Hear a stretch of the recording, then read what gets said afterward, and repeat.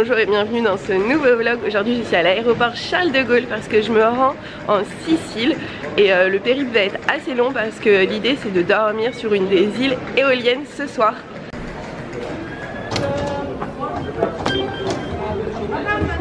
Je viens juste de passer la sécurité, ça a pris à peu près 15 minutes et là je me rends à la gate. La fin de l'embarquement est dans 40 minutes. Je pars avec un avion EasyJet qui doit décoller à 7 h du matin et là il est à peine 6 h 10 et le boarding commence déjà. Alors, les passagers situés devant de l'appareil ont une passerelle et nous on monte par le tarmac, par ici.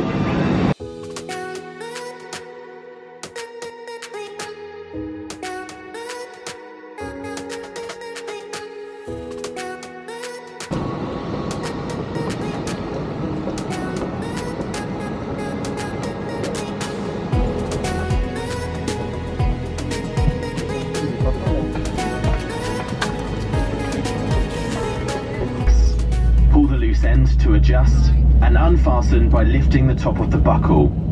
It must be fastened when if the air supply fails, masks will drop from above you, specific to this aircraft, such as the brace position and operation of the exit. Je suis votre accord pour ce vol avec moi d'un poste pilotage, mon ami collègue, notre copilote, monsieur Rami Daouman.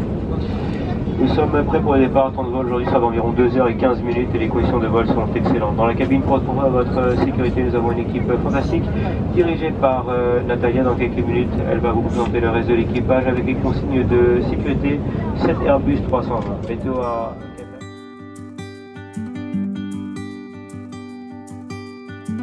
Don't wanna sleep tonight at all. Just wanna watch them stars fall. But you don't wanna try to make up dreams just to be seen. I wanna lay here beside you, all quiet. Et là qui dépasse des nuages, il y a l'Etna et on peut voir la fumée qui sort.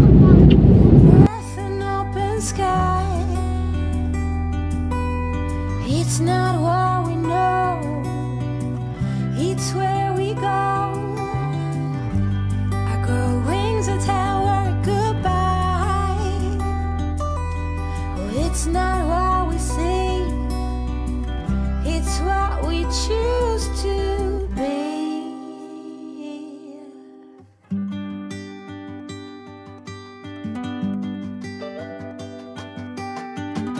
Sunflowers, high grass and bare feet. Oh, would you each second? Passe de 25 minutes. L'équipage cabine va bientôt se lever pour effectuer des procédures de sécurité. Nous vous demandons néanmoins de rester assis jusqu'à l'extinction du signal lumineux attaché à vos ceintures. Les appareils électroniques portables doivent... L'avion a atterri à 9 h 15, c'est-à-dire un quart d'heure avant l'heure prévue.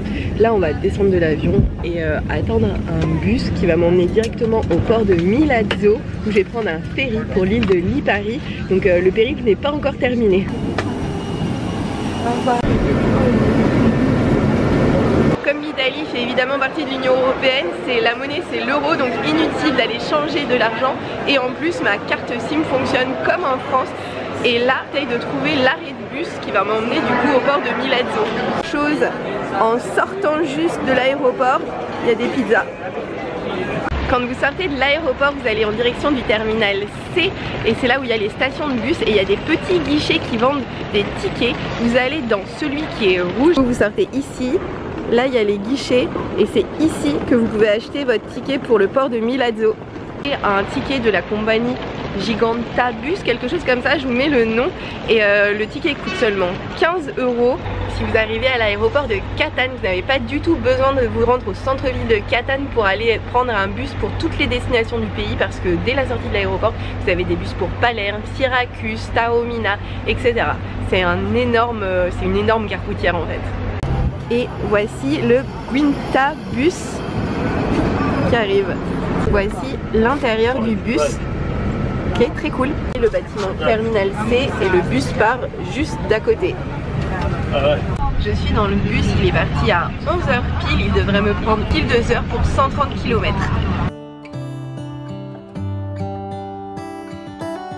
How come the stars come to shine when it's dark from so far away? Show us where we are. What makes the sun go to sleep every night, and what's it dreaming of? I wonder.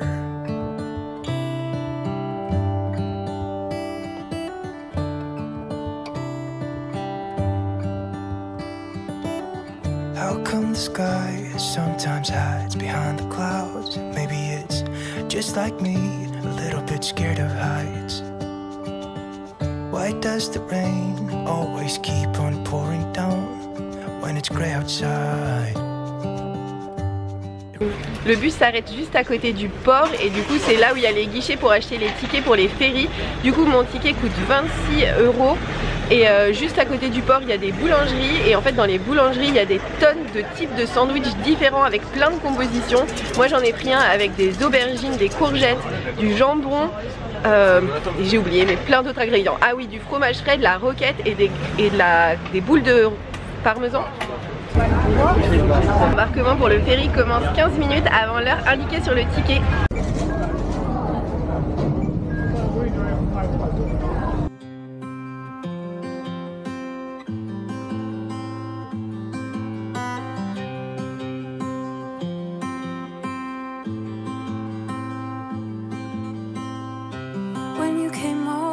Alors le ferry a 2 étages, j'ai entendu un membre d'équipage dire qu'il y avait 100 places en tout et il y a un énorme espace pour poser sa valise et j'ai pas vu de toilette par contre.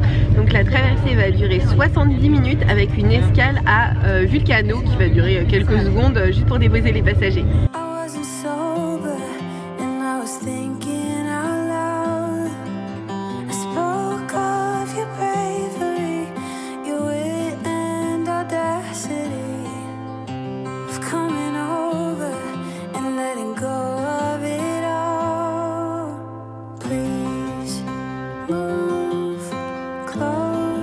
Il n'y a pas d'espace extérieur sur ce bateau parce que je crois que c'est en fait un de ces bateaux, vous savez, qui va tellement vite qu'en fait il ne nage pas sur les vagues mais au-dessus des vagues comme s'il volait. Je crois que ça s'appelle un hydroglisseur et c'est pour ça qu'il va beaucoup trop vite pour qu'on puisse avoir une place à l'extérieur.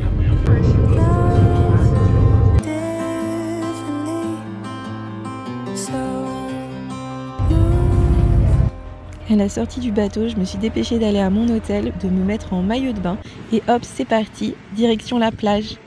Je me rends sur la plage de Caneto.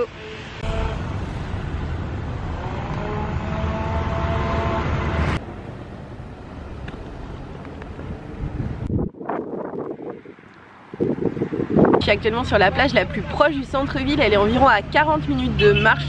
Le trajet est assez facile parce qu'il y a une montagne mais ils ont creusé un tunnel pour qu'on n'ait pas à la monter, donc il n'y a pas de dénivelé. C'est une plage de galets comme vous voyez, elle est super agréable et surtout la vue est magique. Vous avez un petit village là, les montagnes et surtout ici vous avez la vue sur le Stromboli en éruption et là à nouveau des petites montagnes trop mignonnes. La journée a commencé à 4h30 du matin, il est 18h donc là je pense qu'il est vraiment temps de l'achever. Je suis retournée à mon hôtel et après une bonne nuit de sommeil, me voici repartie pour explorer le reste de Lipari. Je profite de la fin de ce vlog pour vous faire visiter le centre-ville de Lipari.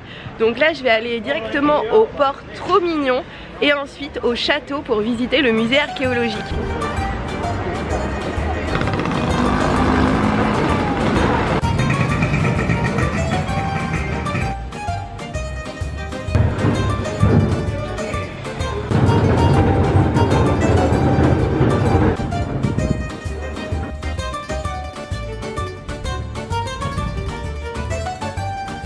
Les maisons sont peintes en couleur pastel et elles ont des jolis balcons un petit peu partout.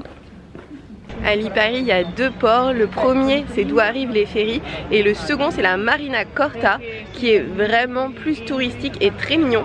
Vous voyez, là, il y a la montagne du château et les montagnes et les maisons en front de mer.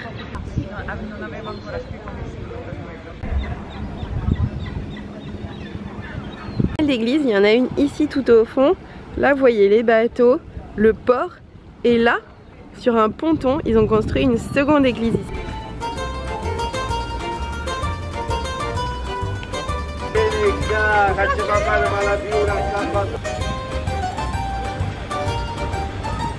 Je vous conseille vraiment de visiter ce petit port, il est vraiment trop mignon.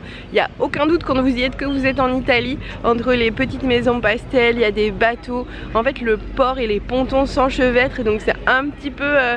c'est pas carré, enfin c'est vraiment trop charmant avec le château qui domine. C'est magnifique et maintenant direction le château.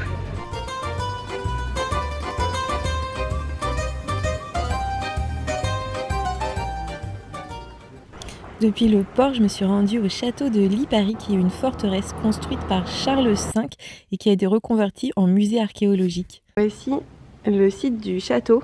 Donc en fait ça, ce sont les enceintes du château. Il y a 2 églises, même 4. Et en fait dans les parties bleues, ce sont des différents bâtiments du musée archéologique. Il y a notamment celui-ci qui est consacré au volcan et celui-ci qui est un site archéologique.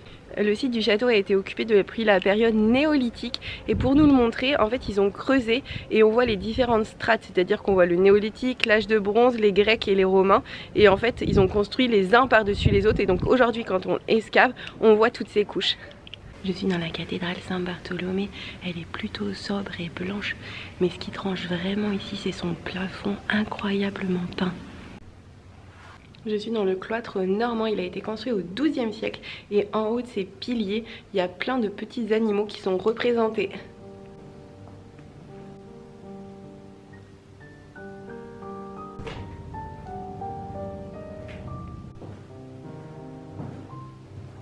Je sors du musée archéologique, malheureusement moi j'aurais pas assez le temps pour tout explorer, moi je vous conseille d'y rester au moins une bonne demi-journée.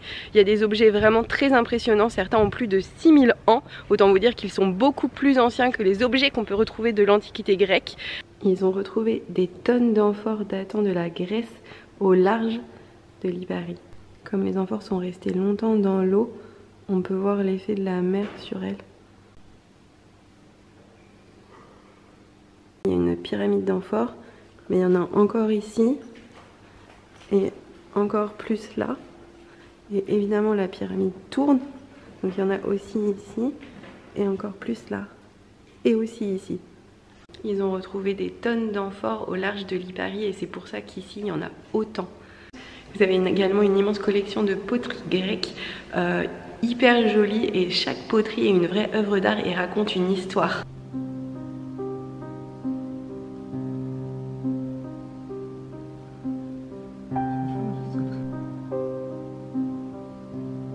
Voici une grande collection de masques grecs.